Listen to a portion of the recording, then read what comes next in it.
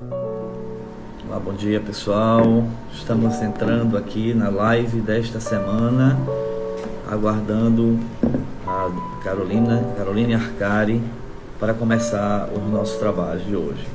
Excepcionalmente, essa live foi marcada numa segunda-feira para compatibilizar a agenda da Caroline Arcari, que é uma profissional extremamente requisitada em vários países. Atualmente, hoje, ela se encontra em Berlim, na Alemanha, mas já chegou aqui.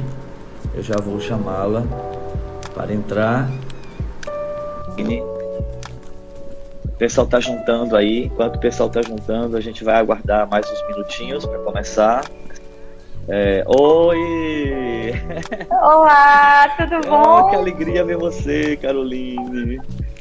Igualmente. Obrigada pelo convite. Nós aqui agradecemos infinitamente, assim, porque ouvir você é sempre uma oportunidade rara de grandes aprendizagens. Então, estar aqui conosco no projeto Diálogos em Rede enobrece e enriquece muito o trabalho que o Ministério Público do Estado de Alagoas vem fazendo durante esse tempo de pandemia.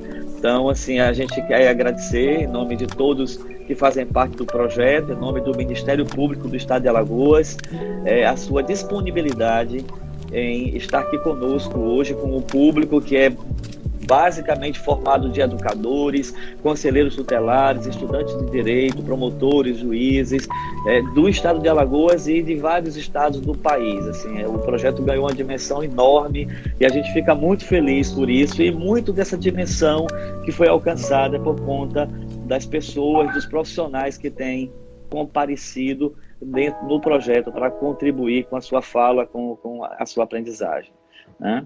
Daqui a pouquinho a gente vai começar. A Caroline está juntando o pessoal ainda, mas em alguns minutos a gente já tem um público bem legal.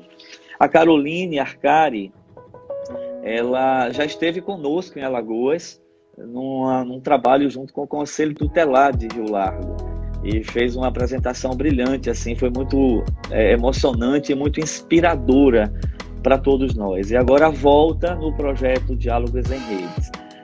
A Caroline dispensa apresentações, mas já foi durante a semana toda divulgado, mas ela é escritora, é pedagoga, mestra em educação sexual pela Unesp, e ela é proprietária, gestora de uma editora chamada Caqui, que tem diversas publicações relacionadas ao tema da prevenção e do enfrentamento à violência sexual, especialmente com crianças.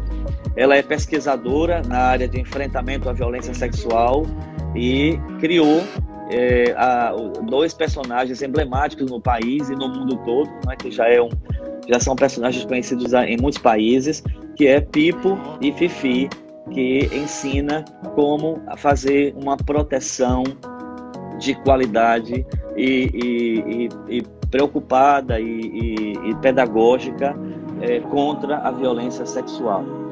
As obras de Caroline já foram premiadas no mundo inteiro e no Brasil, através da Unicef, Fundação Abrinq, Save the Children. Além disso, Pipo e Fifi receberam prêmios internacionais como melhor material didático na prevenção à violência sexual pela Universidade de Minho, em Portugal, né? Em 2014, essa obra recebeu também um prêmio de direitos humanos, foi a medalha Neide Castanha. Neide Castanha, para quem não conhece, foi uma precursora no Brasil dessa luta, né, dentro do Comitê Nacional de Enfrentamento da Violência Sexual contra a Criança. Em 2016, ganhou a medalha Zilda Arnes, e também trabalhou no Canal Futura, no Comitê Olímpico, na Rede Globo e em diversas outras instituições. Fez formação para conselheiros tutelares, profissionais de educação, de saúde, em diversos países, no Brasil inteiro e em diversos países, como Inglaterra, Portugal, Espanha, Estados Unidos, enfim. Tem 10 livros escritos sobre essa temática e é um exemplo e, assim, uma pessoa emblemática nessa temática da prevenção à violência sexual contra a criança. Então, hoje, nós vamos ter a honra e o prazer de estar nesse pedacinho de manhã compartilhando com Caroline Arcari um momento, um espaço, um lugar de muitas aprendizagens, saberes e principalmente de inspiração para os nossos trabalhos no dia a dia, no cotidiano da missão que a gente exerce, cada um em suas funções, nos seus ambientes de trabalho. Então, Caroline, muito obrigado do fundo do meu coração por nos dar essa oportunidade hoje, e eu quero poupar o tempo porque nós queremos muito ouvir você. Muito obrigado. Então, com a palavra, Caroline Arcari. Ô, doutor Cláudio, muito obrigada pelo convite, que bom que vocês abriram esse espaço para a gente ter essa conversa que é tão importante. Estou vendo que tem vários professores e professoras, também gestores aqui, se identificando, né? Além de dando bom dia, que bom que vocês estão aqui, é um prazer enorme dividir esses minutos com vocês. E a gente poder falar de algo que também faz parte aí da minha paixão de vida, que é a prevenção, que é criar materiais e metodologias para fortificar crianças e adolescentes, para que eles e elas tenham ferramentas para identificar o que é violência sexual e, mais do que isso, também se apropriarem de seus próprios corpos para saberem e poderem dizer não, saberem buscar ajuda, saberem exatamente quais são os seus direitos em relação a isso. E eu tô aqui, vocês podem me chamar de Carol, tá? Ou a famosa Carol de Pipi Fifi, também pode ser, não precisa chamar de Arcari, é a Carol, tá? E é assim que eu sempre fui chamada também pelos meus alunos e alunas, que na verdade foram meus grandes professores, né, doutor Cláudio? Porque muita coisa, a teoria está toda lá nos livros, a gente acessa a teoria, as pesquisas, as estatísticas, mas isso que eu aprendi ao Fifi, que na verdade nunca disse ser escritora, nunca foi algo. Eu sempre pensei em estar dentro de sala de aula, mas convivendo com alunos e alunas, entendendo quais as demandas, o que faltava, que ferramentas, que recursos estavam faltando, para que eles entendessem todas essas dimensões do fenômeno da violência sexual, eu acabei escrevendo o Pipi Fifi, que foram 6 anos de pesquisa até que ele fosse publicado. Então, a primeira versão foi uma versão digital, em 2012, mas antes disso, desde 2006, eu já estava escrevendo. Então, assim, eu tenho uma enorme gratidão pelas alunas e alunos que passaram pela minha vida, porque foram eles e elas que me ensinaram, primeiro, como adulta, né, silenciar um pouquinho e aprender a ouvi-los, porque vocês vão ver que o fenômeno da violência sexual também está muito conectado com o mundo adultocêntrico. A nossa cultura é adultocêntrica, né? Então, o nosso Estatuto da Criança e do Adolescente é muito novo, é de 1990, né? E durante toda essa trajetória, sendo a infância ou as infâncias uma construção social, então é muito recente a gente perceber a criança, e principalmente a infância, como uma fase muito específica de um ser humano em desenvolvimento cognitivo, desenvolvimento físico, psicológico, global, e também um sujeito de direitos. A gente fala muito isso no discurso, mas muitas vezes na prática não é assim que a gente trata crianças e adolescentes, infelizmente. E nós mesmos, como adultos, e muitas vezes como profissionais, acabamos reproduzindo coisas que foram ensinadas pra gente quando nós éramos crianças e adolescentes e que acabam vulnerabilizando as crianças e adolescentes agora, de 2020, né? E uma dessas coisas é o silêncio, com o qual a gente trata as questões da sexualidade. Quando a gente vê a criança como um ser assexuado, a gente invisibiliza todas essas necessidades, a curiosidade, a necessidade de informação, de aprendizado. A gente também deixa de falar sobre a violência sexual e toda a complexidade que ela envolve, até porque, diferente do que a gente ensina para a criança, a violência sexual ela vem disfarçada de afeto, de carinho e até de toques, que fisicamente, fisiologicamente, dá uma sensação até prazerosa para a criança.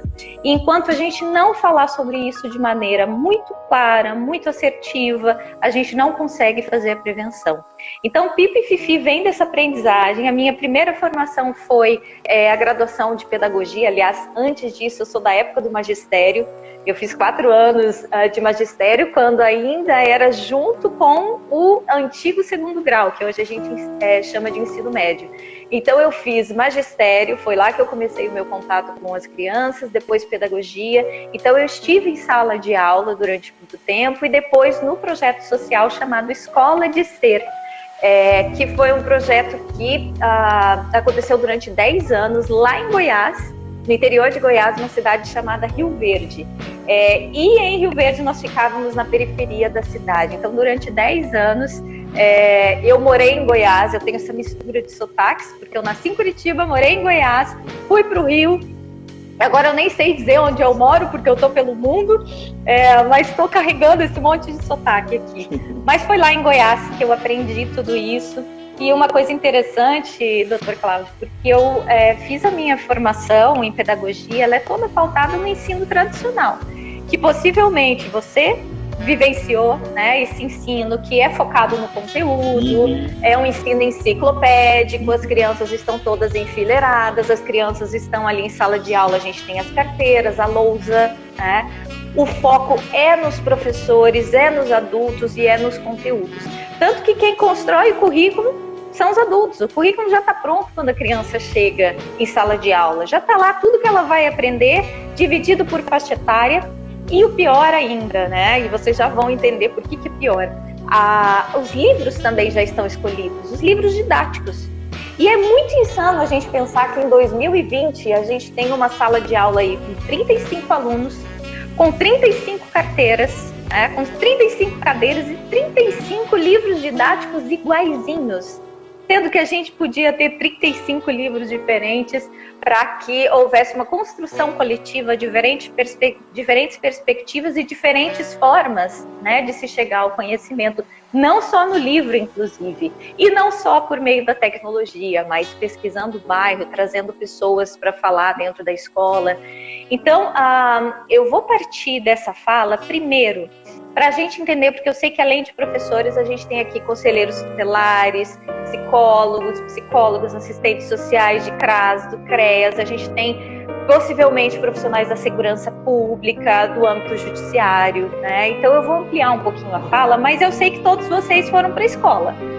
Então é muito interessante a gente tomar isso como ponto de partida. Como é que foi a escola de vocês, né? Porque ela mudou muito pouco desde a nossa geração, né?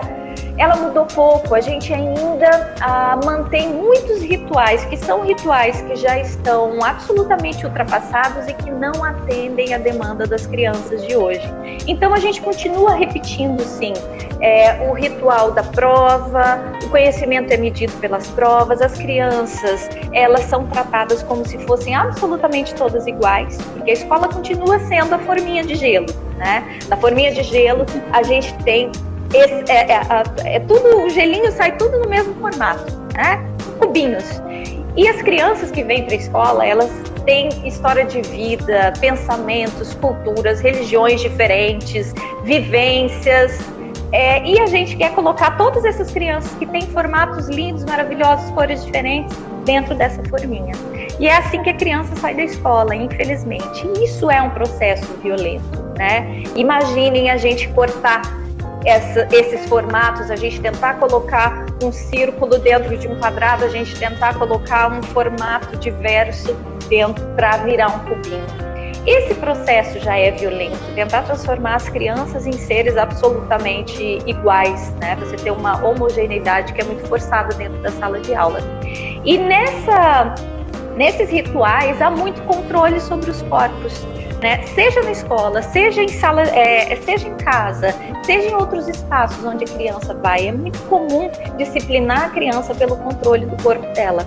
Então a gente continua fazendo a fila, esticando o braço para ficar na mesma distância que o colega.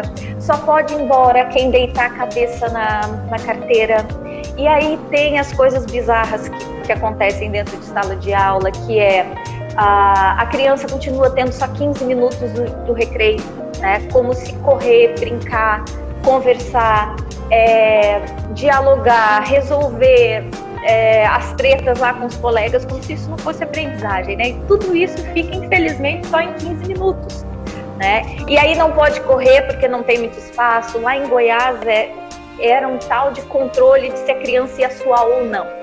porque as salas já são cheias, então as crianças eram orientadas a não correr na hora do recreio. E às vezes se chegava ao cúmulo, né? Eu estou citando Goiás porque foi minha realidade, mas em outros lugares deve acontecer isso, de encostarem no pescoço da criança para saber se ela estava suada, para entrar na sala de aula, senão ela tinha que ir no banheiro, ela tinha que resolver, porque entrar suada depois de correr não podia, né? E aí outros pequenos rituais e formas de disciplinar a criança, como ela só pode tomar água quando um adulto permite. Então ela fala, professora, posso ir no banheiro? Posso tomar água? Até as necessidades básicas da criança a gente controla, porque é assim que a gente foi se desenvolvendo como sociedade, né? Então, quando ela vai fazer xixi, que é uma coisa muito básica, gente, a criança levanta a mão e ela pede autorização para um adulto para fazer xixi e para tomar água, que é algo muito básico das nossas necessidades do nosso corpo. E vejam como isso está relacionado às questões da prevenção de violência sexual. Quando eu comecei, doutor Cláudio, a fazer essas palestras e também ir em sala de aula e fazer bate-papo com as crianças, e eu falava assim para elas, ei, o corpo é de vocês podem dizer não. Se alguém quiser tocar, vocês dizem não, porque esse corpinho todo é de vocês. E as crianças ficavam com uma cara assim, e eu comecei a me sentir mal, porque eu falava que o corpo era delas, mas eu sei que até eu, como professora, controlava a hora delas fazerem xixi, controlava a hora delas tomarem água. E eu sei que eu, como professora, eu não tenho filhos, mas tive sobrinhos, né?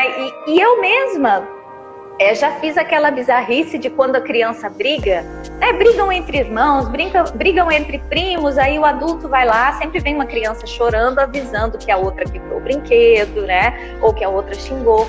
E aí a gente fala para as crianças, mesmo você fez isso, pede desculpa pro teu primo. A gente não dá tempo para a criança pensar, a gente manda ela pedir desculpa. E a criança já está acostumada com esse tipo de disciplina, né, que é autoritária, diferente da autoridade e responsabilidade do adulto, e a criança pede desculpa sem reflexão, porque o adulto mandou. E aí a gente piora, forçando a criança que foi lesada de alguma forma a perdoar o coleguinha ou o primo. A gente fala, olha, te pediu desculpa, o que você fala? Não vai desculpar? Fulano? Aí a criança ainda está magoada, mas como um adulto mandou, ela fala, tá, desculpa. Aí nós adultos fazemos o pior, a gente fecha do pior jeito possível essa situação. A gente fala assim, agora vocês se abracem. Aí tá lá, a criança que agrediu, que xingou, que não refletiu. A criança que tá magoada, que possivelmente ainda tá pensando, nem tá entendendo, mas ela ainda tá sentindo aquela dorzinha, ela ainda tá chateada, ela ainda tá tocada por ter sido xingada. E a gente ainda controla esses corpos, obrigando a criança a abraçar o outro, né? E aí a gente vem nas campanhas e fala, olha, o corpo é seu, você pode dizer não, né? Não deixa ninguém tocar. Mas será que a gente facilita esse aprendizado? Será que a criança está entendendo que de fato o corpo é dela? Porque no dia a dia, seja como professores, adultos, mães, tias, avós, avós, a gente está o tempo todo controlando, mandando no corpo dessa criança e pior, né? Deixando bem claro que ela não tem a resposta final, ela não tem a decisão final sobre esse corpo. Para a criança é muito confuso, mesmo que eu tenha criado Pipi-Fifi, que tenha prêmios, né? Pipi-Fifi não vai funcionar se um adulto que são os profissionais que estão lá na ponta, são os profissionais que estão indicando o Pipi-Fifi, são os profissionais que estão de olho nesses materiais e falam, olha, é assim que se fala com a criança, leia essa história, veja esse vídeo. São esses profissionais que multiplicam, eu não tenho esse poder de estar em todos os lugares. Então, Pipi-Fifi é um trabalho coletivo, porque eu preciso de todo mundo que está assistindo aqui. Mas se esse adulto não estiver preparado, não entender que não adianta fazer a campanha do 18 de maio, não adianta ler o Pipi-Fifi, se a gente não tiver essa mudança de cultura, essa mudança na nossa postura, que pode começar dentro de casa, que pode começar eu como profissional de saúde, eu como professora, conselheiro tutelar, como é que eu vou falar com respeito com essa criança? Como é que eu vou ouvir, validar o que ela está dizendo, né? Eu que estou ali no judiciário, eu que estou na segurança pública, como é que eu vou acolher esses casos que estão chegando até mim, né? Então é isso, gente. Pipi-Fifi não vai funcionar sem a formação desses profissionais que, primeiro, precisam pensar Se conectem com as crianças que vocês foram. Vocês sabem que a nossa educação foi assim, né? Existia um adulto que possivelmente controlou, né? E uma coisa, gente, é disciplinar, é ser responsável pela criança, é cuidar da sua educação, é tomar decisões para proteger a criança. E outra coisa é passar do ponto, a ponto de invisibilizar a fala da criança, de centralizar tudo na decisão do adulto, que são as famosas falas, que a gente ainda repete e falaram pra gente, né? Sou eu que mando aqui. Não, criança não tem que querer não, né? Ou então as mentirinhas, ou as desqualificações que a gente fala, que a gente faz até dos sentimentos da criança. Quando ela bate o dedinho no canto do móvel, né? Nós adultos, a gente pode xingar, porque, né, doeu, a gente xinga, tira foto, manda pro WhatsApp pra amiga, olha o que aconteceu com meu pé, olha essa unha. E a gente xinga tudo que a gente pode. Quando a criança bate o dedinho do pé e começa a chorar, porque a forma que ela tem de lidar com isso, às vezes até a gente chora, né? Mas quando ela chora, a gente fala, não foi nada, ou já passou, ou deixa eu soprar que para. Gente, não é assim não. Tá doendo, não passou, ela tem que chorar, e possivelmente assoprando também não vai passar, né? A nossa responsabilidade para preparar a criança nessas coisas tão simples e depois em coisas tão complexas como o caso da violência sexual é dizer, né? No caso da criança que bateu o dedinho, eu sei que tá doendo e dói mesmo, eu já bati o meu e vai latejar. Mas eu tô aqui contigo, se quiser você pode chorar, aperta minha mão que a gente vai passar por isso juntos e você vai ver, logo vai parar, mas por enquanto vai doer um pouquinho. E deixa a criança chorar. Essa é uma atitude de tanto respeito e você cria um vínculo tão bonito e tão forte com a criança, porque você não está invalidando e dizendo já passou. Você está dizendo dói, vai latejar, daqui a pouco vai passar e eu tô aqui contigo. E é nessas pequenas coisas que a criança vai se fortificando e passando a confiar no adulto, para que lá na frente, quando você for fazer o trabalho de prevenção à violência sexual, ela realmente acredite nas suas palavras. O mesmo adulto que vai falar o corpo é seu, tem que ser aquele adulto que respeitou a dor da criança, que ouviu a pergunta e não riu da pergunta da criança, né? Que não forçou a criança a abraçar alguém, que não forçou a criança a abraçar o avô, abraçar o tio só para a criança, né? Então, entrar na temática de autoproteção, que a autoproteção, gente, são as ferramentas em que a própria criança ou o próprio adolescente, a adolescente, conseguem, por meio da informação, identificar as violências, identificar se aquilo que o adulto está fazendo, né, é respeitoso ou não, é saudável ou não, está de acordo com os seus direitos ou não. É essa criança, esse adolescente saberem pedir ajuda, identificar quem são essas pessoas de confiança, entender os seus direitos, entender os limites, ter autoestima, entender que esse corpo é dele e dela. Só que para chegar nisso, gente, a autoproteção não funciona sozinha. A autoproteção não é dar o livro, a autoproteção não é passar as informações.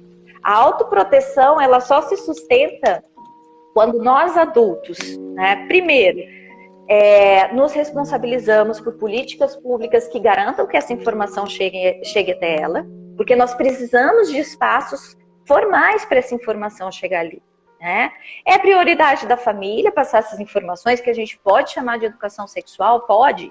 Aliás, é isso. A gente está falando sobre o corpo, sobre limites, sobre consentimento, o que pode ou não pode, onde pode ou não pode ser tocada, parte íntima, fortificação de autoestima, autoimagem corporal. Tudo isso faz parte da educação sexual, que não é só ensinar de onde vêm os bebês, não é ficar falando sobre sexo. Todos os conteúdos têm uma faixa etária específica para chegar, porque até acompanham as demandas da criança e a curiosidade das crianças e adolescentes, né? Então, a autoproteção não é a ferramenta sozinha para a criança se virar. A autoproteção, ela só acontece se ela está sustentada em políticas públicas que garantam a formação, em uma desconstrução desse mundo adultocêntrico, em que o adulto realmente vai estar disponível para ouvir a criança. Quando eu tenho uma rede de proteção bem articulada, que vai inclusive garantir que os espaços sejam seguros, né? Porque a autoproteção, gente, se a gente sempre tem que ficar ensinando a criança a se defender, sem cuidar de prevenir, inclusive, a formação de abusadores, que os abusadores, eles são uma construção, a maioria deles uma construção social, a gente autoriza a formação de abusadores, né? Então, se a gente não fizer isso, a autoproteção, ela nunca vai ser suficiente, a gente não vai cuidar disso aqui, né, da nossa sociedade, do porquê nós formamos abusadores, porquê nós estamos autorizando tanta violência. E a autoproteção, ela precisa estar sustentada por todos esses elementos que eu disse para vocês. Então, é obrigação dos adultos criar esses ambientes seguros, fortificar a legislação, responsabilizar esses autores de violência, ter um planejamento e uma política também de tratamento a esses abusadores, né? Porque nem todos são pedófilos e a gente vai falar sobre isso. A gente precisa chegar em algum momento, como vários países que já têm como política pública, a própria Alemanha aqui, a gente já tem Suécia, que são países que têm maior igualdade entre os gêneros e já está fornecendo como política pública tratamento aos autores de violência, para que não haja reincidência, né, para que aqueles que são pedófilos e de fato têm uma doença tenham tratamento antes da vontade ou do impulso de cometer a violência sexual. Então, tudo isso precisa ser pensado. Mas vou voltar um pouquinho para fazer esse resumo. Doutor Cláudio, se em algum momento também você quiser passar uma pergunta, eu estou te olhando aqui, é só você sinalizar e passar para mim, tá bom? Bom, então a primeira proposta que eu fiz para vocês, e não esqueçam, não precisam fazer agora, mas desligando aqui, se vocês tiverem um tempinho, hoje à noite, vão lá pensar. Primeiro, quem foram essas crianças? Quem foram vocês? Né? Como é que foi passar por essa ditadura do silêncio em relação à sexualidade? Né? Vocês foram orientados e orientadas sobre violência sexual? Falaram claramente para vocês o que o adulto podia ou não fazer? Porque uma coisa é fato, né? Os adultos falaram de alguma forma pra gente, olha, não aceita doce de estranho, não entra em carro de estranho, né? Mas o abusador não é um estranho, na maioria das vezes ele está dentro de casa.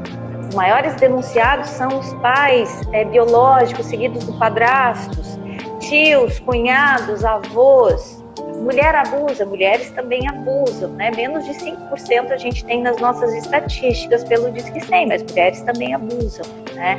Então, isso foi uma tentativa de nos orientar, mas era pouco, né? E continua sendo pouco para as crianças e adolescentes, porque agora a gente está passando por um cenário político conservador, né? Que está usando tanto a sexualidade, as pautas da sexualidade, quanto a educação sexual para criar um pânico moral. Né? Então, muitas coisas a gente já tinha avançado, até porque, gente, a educação sexual formal, a proposta de que ela chegue até a sala de aula, ela é pautada em um aparato teórico, né? Não é assim do nada a gente fala, acho que é legal ter educação sexual. Não, para a gente chegar nisso e chegar até essa conversa aqui, a gente precisou de muita ciência. A gente precisou de um aparato teórico, a gente precisa entender quais são as demandas das crianças brasileiras, né? A gente não tem uma infância universal no Brasil, nem tem como. O tamanho do nosso país, né? A diversidade, a pluralidade de vivências, a gente tem infâncias.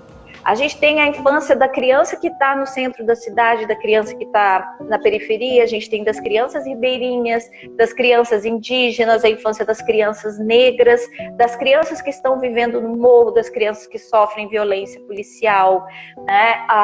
Então, tudo isso, gente, mostra que nós temos infâncias, né? E a gente precisa pensar em tudo isso para a gente entender também o que elas precisam, qual é o currículo de educação sexual, como é que a gente faz prevenção de violência sexual. Vejam, gente, que a gente chegou num ponto que agora todo esse aparato teórico está nos dizendo, olha, o Brasil, ele é um país que a nossa história, tá? A partir da colonização, ela é uma história pautada no estupro, na violência sexual, né? Principalmente de mulheres indígenas e mulheres negras. O que a gente tem hoje de dados no Brasil? As meninas negras são as que mais sofrem violência sexual, né? Então, as estatísticas, a nossa história todo esse aparato teórico vem nos mostrar, olha, para a gente fazer prevenção de violência sexual, a gente tem que olhar todas essas infâncias e a gente precisa ter esse olhar, não esquecendo de tratar das questões de gênero, de raça, as faixas etárias, tá? O etarismo também tá aqui, as questões de classe, tá? Tudo isso a gente precisa pensar para pensar na prevenção da violência sexual. Então, quando a gente fala educação sexual, precisa estar em outros espaços educativos, e não só na escola, tá, gente? Espaços educativos é todo espaço em que as crianças e adolescentes poderão ter contato com essas informações de qualidade. Pode ser no serviço de saúde, tomara que seja também. Pode ser no CRAS e no CREAS também.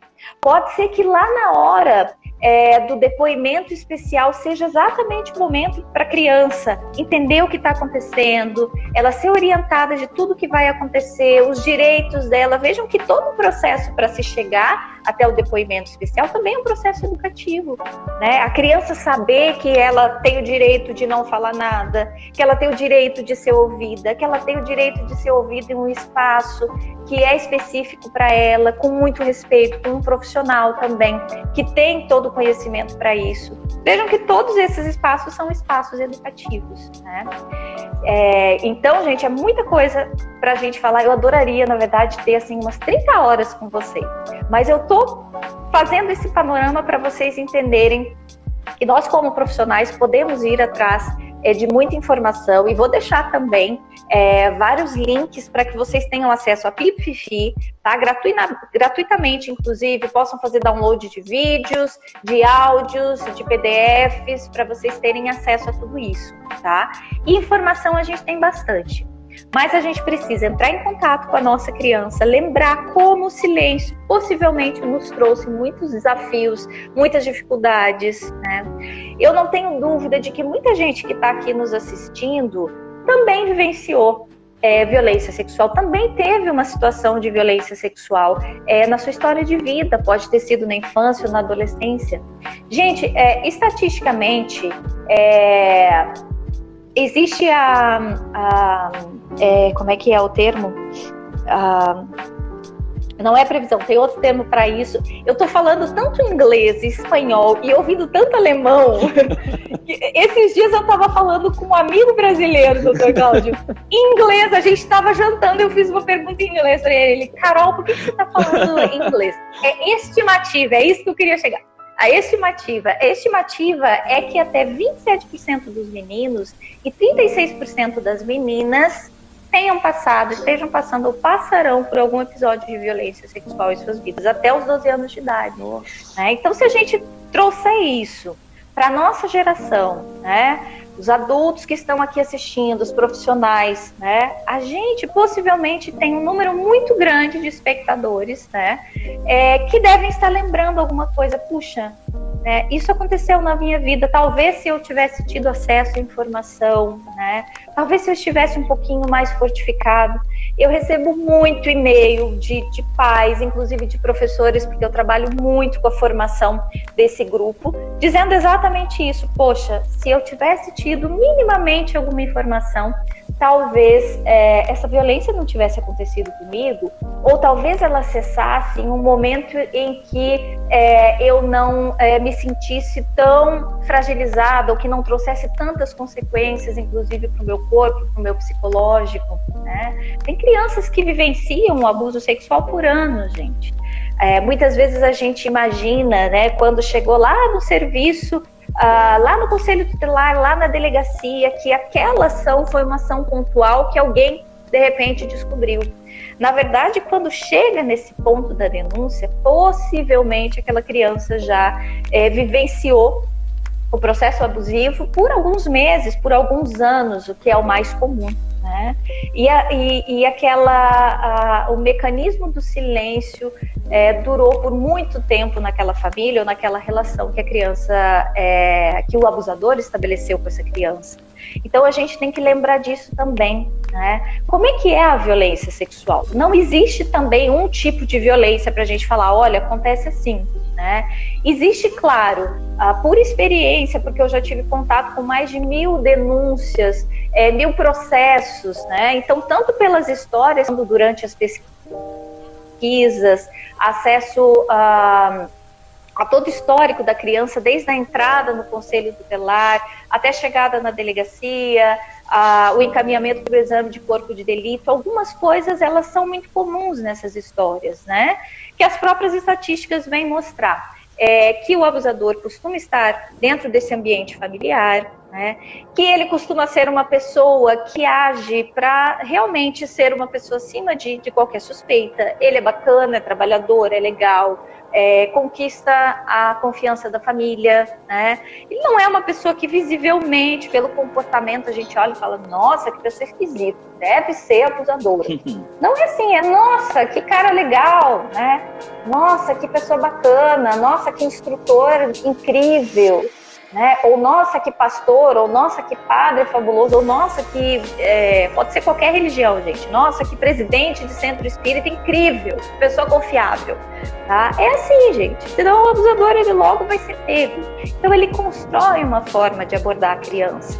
Outra coisa muito comum, mas gente, não, quando eu falo aqui não é pra gente engessar, é para vocês terem noção do panorama, sabendo que, por exemplo, em situações onde existe muita desigualdade social, né, muita pobreza, muita miséria, possivelmente a configuração de tudo isso vai ser diferente. Normalmente são espaços onde acontece mais a exploração sexual, né?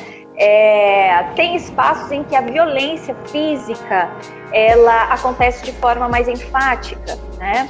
Mas de modo se aproxima e ele estabelece e faz a vítima se sentir muito expedida de todas as suas primas, você é a mais bonita, né? Fala para a menina de 11 anos, nossa, mas você parece tão madura. Ou fala para o menino que entrou lá na escolinha de base, que às vezes pode ser um treinador. A gente fala muito pouco sobre violência sexual contra meninos no futebol. Mas é muito comum, gente, que esse menino seja aliciado, né? E que essa pessoa, que às vezes pode ser o treinador, pode ser um técnico, pode ser alguém da equipe, falar, olha, de todos os meninos, você vai virar um grande jogador. E ali começa a estabelecer a troca. Então, a primeira impressão da criança é que esse adulto é uma pessoa confiável, amorosa, porque leva para tomar sorvete, porque deixa usar o Wi-Fi, porque deixa mexer no celular, porque coloca filminho, porque assiste filme, porque senta para brincar com a criança, porque ouve a criança, gente. Principalmente com o adolescente, os abusadores costumam se aproximar e falar, poxa, é muito injusto que tua mãe não deixou você sair. Poxa, é muito injusto que o teu pai não deixe você namorar. Poxa, me conte, alguém te bateu? Não, eu tô aqui. Seu pai e tua mãe te bateram? Vem cá que eu te dou colo. Isso é um absurdo. Então esse abusador, gente, ele vai pegar exatamente, ele entende o que a criança precisa e o que vai fazer a criança depender emocionalmente dele. A maioria dos casos com os quais eu tive contato, essa era a relação. Por isso que a criança, mesmo que ela tenha as ferramentas, se ela não está fortificada, se ela não tem autoestima, se ela não tem um adulto que acolhe, ela vai tender a proteger esse abusador. Primeiro que ela vai desenvolver essa dependência emocional. Então ela vai amar esse abusador, ela vai entender que o que ela tem é um sentimento de amor, porque ela vai querer isso que ela entende como afeto. Porque, gente, além dos toques, que são toques abusivos, né, que são toques eróticos, sexuais, que não é só a penetração, e isso é importante a gente falar, né? Eu sei que tem muito profissional aqui que já está aí no dia a dia, né, muito conectado com a legislação. Mas olha, eu como pedagoga não tive acesso a esse tipo de informação. Foi lá na minha especialização, no mestrado, que eu fui entender que violência sexual e o termo estupro de vulnerável não se refere à penetração em si, ao contato físico sexual em si.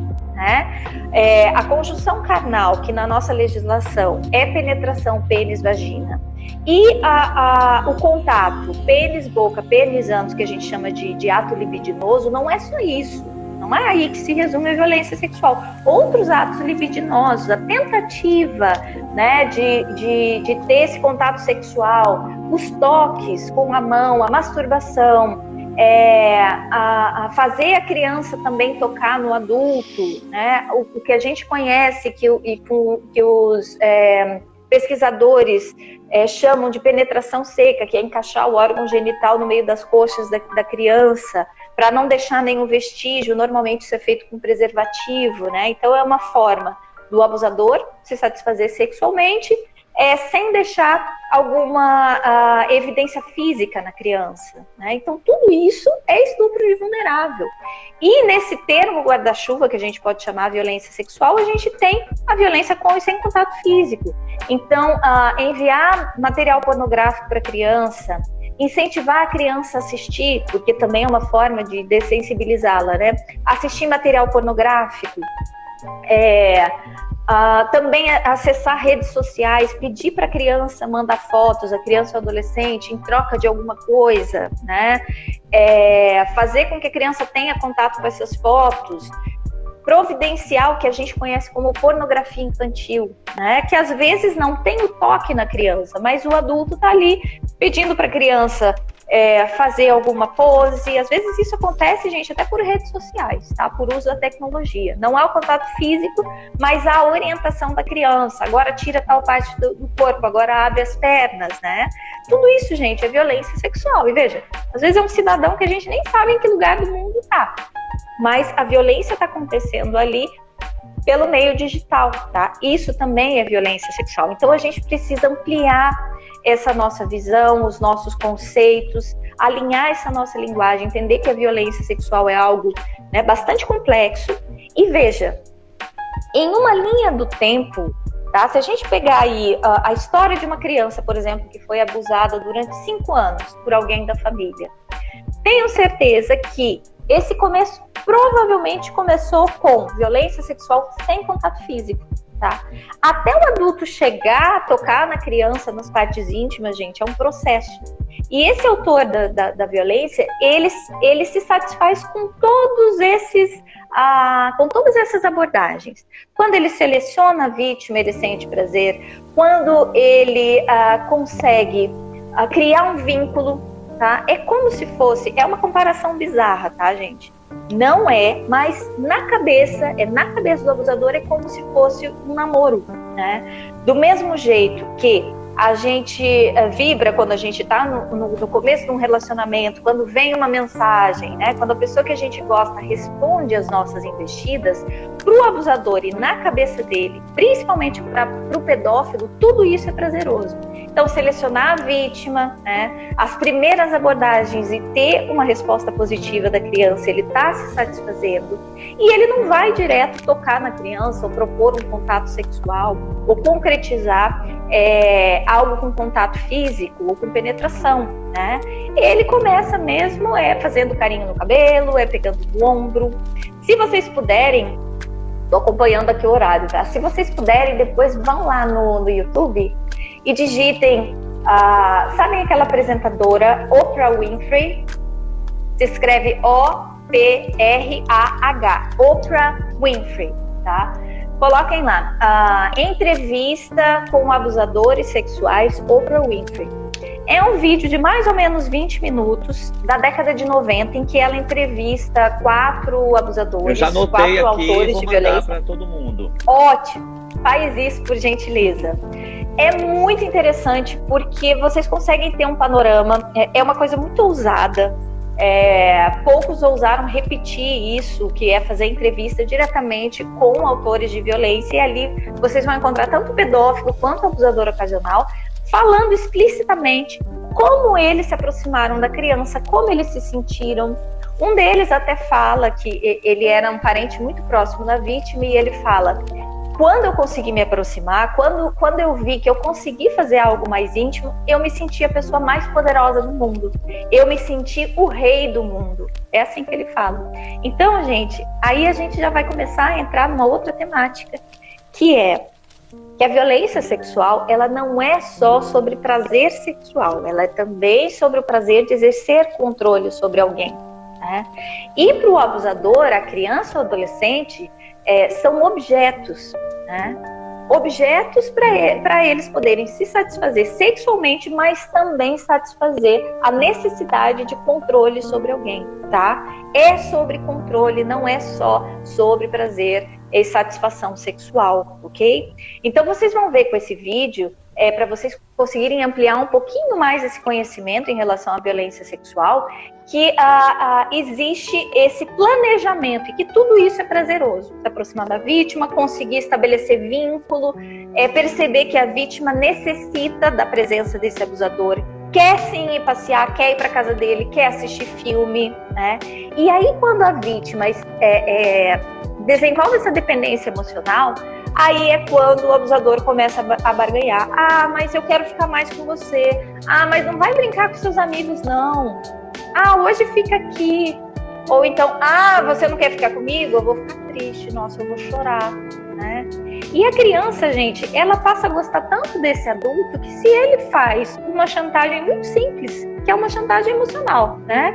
A criança, ela começa a satisfazer as vontades desse abusador.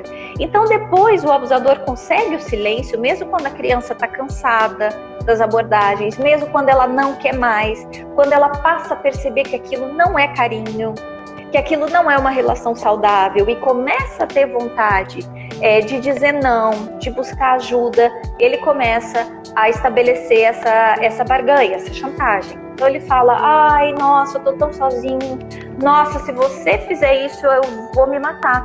Eu não consigo viver sem você, eu vou me jogar dessa janela, eu vou me jogar embaixo de um caminhão. Gente, se até nós adultos, nós mulheres, muitas vezes ficamos num relacionamento abusivo, porque o companheiro diz que vai se matar, e o companheiro diz que não vai conseguir viver sem a gente, imagine uma criança que ouve isso, né? Olha, o vovô vai se matar, né? Olha, eu não vou conseguir viver sem você, eu vou parar de comer, né? Gente, a criança, ela sente todo esse peso e ela se cala. Então ela se cala por isso, por amar esse adulto, ela se cala porque ela está carregando esse peso, né, de ser responsável pela vida desse adulto, que ela gosta e ela não quer que se mate. Ela também se sente culpada, olhem só que importante que eu vou falar. Ela se sente culpada, gente, porque o corpo dela reage aos toques sexuais. Veja só que o abusador, ele não vai chegar na criança e causar dor. Pegar na parte íntima. Gente, a criança, ela tem pouca tolerância à dor. Veja que nós vamos desenvolvendo uma consciência, né? A gente sabe que a picadinha da injeção dói tanto, tudo bem, eu já tirei sangue, então eu controlo essa dor. Eu sei que a dor de tal exame já é um pouquinho mais intensa. Eu sei que o exame lá de Covid, que é horroroso, já fiz, eu tive que fazer para viajar. Não dói, mas incomoda muito. Então a gente vai desenvolvendo e a gente não vai lá na hora da injeção chorar, né? A gente vai desenvolvendo essa tolerância, a gente vai lapidando também a nossa postura social. Mas veja que se a criança, quanto mais nova ela é, se ela sente dor, ela se estressa, ela chora, ela puxa o braço, ela sai correndo. Então, se o abusador causasse dor, tá? Num primeiro momento, e claro, existe o estupro pontual, o abusador que causa dor na criança, pega força, existe, gente, é uma porcentagem muito pequena. É menos de 2% dos casos envolve esse tipo de estupro, tá? Mas a grande maioria deles é com cuidado, o abusador toca de forma gentil. E se ele toca de forma gentil, o que a criança vai sentir, gente? Na região genital. Ela vai sentir prazer, tá? O corpo da criança, ele já está pronto para sentir prazer, assim como está pronto para sentir frio, assim como está pronto para sentir calor, cosquinha, dor. a parte genital da criança, principalmente porque é sensível, mas outras partes também, como o pescoço, né, a boca, as mamas, tanto do menino quanto da menina, né, a região do peitinho, dos mamilos. Quando eles são tocados de forma gentil, gente, o corpo reage. Mesmo que aqui a criança não tenha dimensão e ela não queira que aconteça, fisiologicamente, se ela for tocada, o corpo vai reagir. Então o menino vai ter ereção e a menina vai ter lubrificação. A menina vai sentir o sangue vindo para a região pélvica. Não é algo que eles e elas controlam. Então quando eles percebem isso, eu não queria, eu até fui avisado que é errado, que isso não pode acontecer, mas meu corpo reagiu. E eles se sentem culpados. Por que eles se sentem culpados?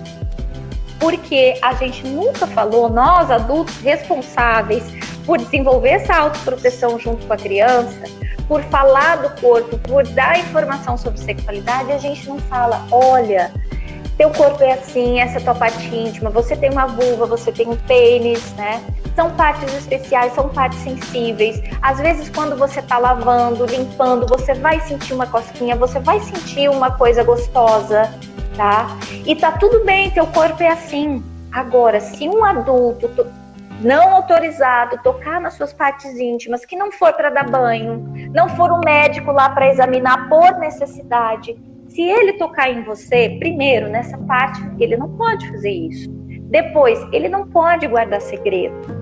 E por último, não se preocupe, se teu corpo reagir, se você sentir uma coisa boa, a culpa é do adulto, não é do seu corpo, porque tem coisas que a gente não controla. A gente não controla o suor do sovaco quando a gente está com calor, a gente não controla o pelinho arrepiando quando a gente está com frio. E se um adulto te tocar de maneira inadequada, invadir seu corpo e seu corpo reagir, não precisa ter vergonha, a culpa não é sua. Pode contar pra mim, eu não vou ficar brava com você, eu não vou ficar brava com você. Gente, é isso que a gente tem que falar, é isso que é autoproteção. Não é fazer de conta que essa criança não tem um corpo completo, que ela não tem dúvidas, que ela não tem sexualidade, porque ela tem. E sexualidade, gente, não é atividade sexual erótico adulta. Sexualidade é a busca do bem-estar na relação com a gente, com o outro. Quando eu tô falando que a criança tem busca bem-estar, ela tem sexualidade, eu tô falando, ela tem dúvidas, ela tem que desenvolver autoestima, ela precisa saber, e ela tem dúvidas em relação ao próprio corpo, ela tem sentimentos, ela tem emoções, ela tem vontade de estar com os adultos, de ter colinho, afeto, carinho no cabelo, tá? Essa é a busca do bem-estar da criança. Isso que quer dizer que ela tem sexualidade, tá, gente? E essa criança é uma criança completa. Para a gente fazer qualquer estratégia, gente, qualquer projeto de autoproteção, a gente tem que, primeiro, se olhar a criança que nós fomos e lembrar de tudo que nos faltou, que é um bom parâmetro para vocês entenderem que a criança de hoje, de 2020, ela é uma criança sexuada, que tem história de vida, que tem corpo, que tem genitalidade, precisa ser orientada desde muito novinha, desde muito pequena, lá dentro de casa, desde que ela nasce, desde a troca de fralda e do banho, já é possível fazer essa criança entender que o corpo é dela, dar nome para as partes íntimas, saber quem são os adultos que podem dar banho nela e tocar nessas partes, tá? A gente precisa falar claramente para ela que esse corpo sente prazer e que se um adulto tocá-la de modo inadequado, pedir segredo e ela sentir prazer, a culpa não é dela. A gente precisa, já estou indo para os finalmente, eu já estou falando de autoproteção desde as 9 horas, tá, gente? Vão encaixando aí as peças do quebra-cabeça. Gente, essa criança, ela precisa saber que ela sente prazer. A gente precisa investir, gente, numa educação sem violência, porque a criança que apanha, as estatísticas já mostraram que é uma criança que tem mais dificuldade de revelar o abuso sexual. Por quê? Porque ela se sente culpada, porque ela acha que ela fez parte daquilo e ela tem medo de, se ela sempre apanha da mãe, ela sempre apanha do pai, ela sempre apanha da avó, se ela for relatar o abuso sexual, como ela está se sentindo culpada, ela acha que vai apanhar. Gente, crianças que são educadas em um contexto de violência, que recebem palmada, que toda vez que vai ser disciplinada, ela leva um peteleco, ela leva uma chinelada, ela leva uma mangueirada no braço, é uma criança que tende a guardar segredo e silenciar mais. Tá? A gente precisa falar sobre prevenção de violência física também. A gente normalizou muito a violência contra crianças, gente. É impensável, a gente no século XXI, em 2020, é impensável nós educarmos as crianças por meio da palmada e do uso da violência física, porque isso traz consequências também. Uma criança que apanha, gente, ela tem muito mais dificuldade de entender que o corpo é dela, porque ela está sofrendo violações o tempo todo. Então não faz sentido, né, uma família, tô preocupada, Carol, em fazer prevenção de violência sexual. Vai começar por aqui, ó. Como é que você está educando? Bom, então vamos antes aprender como é que a gente educa a criança sem palmada. Vamos criar estratégias, vamos atender esse adulto, né? Até a escola, gente, é um lugar para a gente ensinar esses adultos que possivelmente apanharam a desenvolver uma educação baseada no diálogo. Quando há diálogo, a maior possibilidade é de se criar ferramentas de autoproteção. Uma criança que apanha tem mais medo de buscar ajuda em relação à violência sexual. Gente, então autoproteção é isso. Nós precisamos de espaços para a educação sexual. Mesmo nessa fase, Carol, mesmo politicamente estando tão difícil, sim, é resistir. É resistir porque a legislação está aí, gente. A escola tem o dever de desenvolver educação sexual. O Estado tem o dever, isso está garantido em várias legislações, no Estatuto da Criança e do Adolescente, também está garantido nos documentos do MEC, em várias portarias interministeriais. A gente tem, inclusive, a Lei Maria da Penha, que estabelece que esse trabalho de prevenção precisa acontecer dentro das escolas. E, gente, falar sobre prevenção de violência doméstica tem tudo a ver com a educação sexual. Porque a gente fala de relações abusivas, porque a gente precisa ensinar meninos a não repetirem, reproduzirem comportamentos violentos, agressivos, de expansão da virilidade, assim como a gente tem que empoderar meninas. E tudo isso, gente, perpassa também pela prevenção da violência sexual. Bom, a gente tem 5 minutinhos, mas eu vou voltar pro Dr. Cláudio, caso haja alguma consideração, alguma pergunta. Foi incrível estar com vocês, que bom que a internet funcionou. E vou publicamente agradecer aqui o Guilherme, que é o dono dessa casa, que é um amigo de um amigo, gente, que cedeu gentilmente esse espaço, porque em Berlim o Wi-Fi é impossível, aqui cai o tempo todo. E apesar de ser, a gente imagina, né, nossa, Alemanha, o Wi-Fi deve estar... Eles não têm cabo óptico ainda, então cai o tempo todo. Eu consegui aqui uma Wi-Fi bem legal, doutor Cláudio. Olha, Guilherme, também, muito obrigado aí pelo seu apoio, viu, sua participação. Olha, Carol, todo tempo a sua fala nos prendeu e nos impactou profundamente. O tempo todo eram comentários assim incríveis de pessoas dizendo o quanto aprenderam hoje nesse momento de encontro com você. Você falava sobre a importância de preparar as crianças para se autodefenderem da violência. Eu me lembrava de um caso recente que nós tivemos no município onde trabalhamos, de uma professora que relatava que uma criança conversava com a outra e contava sobre carícias que o pai fazia nela. E a outra criança ficava assustada com aquilo. E a professora estava atenta ouvindo. E a criança perguntava à outra assim, e teu pai não faz isso contigo, não? Ela entendia aquilo como amor, como afeto, e era uma carícia extremamente sexualizada. E aí a professora interveio e começou todo um trabalho. Então, assim, como é importante em cada ambiente de trabalho que a gente atua, a gente começar um processo educativo, pedagógico, sobre educação sexual, preparando as crianças e adolescentes a se autodefenderem dessas ameaças que representam a presença dessas pessoas, muitas vezes muito próximas da família, e que podem praticar algum tipo de violência sexual contra meu filho, meu sobrinho, meu neto e etc. Então, assim, muito importante. Nós estamos nos 2 minutos finais. Primeiro eu queria avisar que para quem deseja receber certificado desta atividade, o link para a frequência está na biografia do Instagram. por favor, linkem lá e façam o formulário de frequência. E finalizando, Carol, nos últimos minutos, assim, dizer o quanto foi importante a sua presença aqui hoje. Eu tenho certeza que essas quase 1000 pessoas que estavam aqui conosco hoje se sentiram diferentes a partir de agora. Né? Muita gente mudou a partir desse momento e a sua fala inspirou profundamente todos nós. Muito obrigado, de coração. Eu falei com você no começo, você estava em Lisboa, hoje você está na Alemanha. Muito obrigado, de coração, muito obrigado. Um grande abraço e obrigado a todos que estavam aqui conosco durante esses momentos de aprendizagem. Um abraço, muito obrigado. Obrigada, doutor Cláudio. Foi uma honra estar aqui com vocês, tá? Obrigada, gente.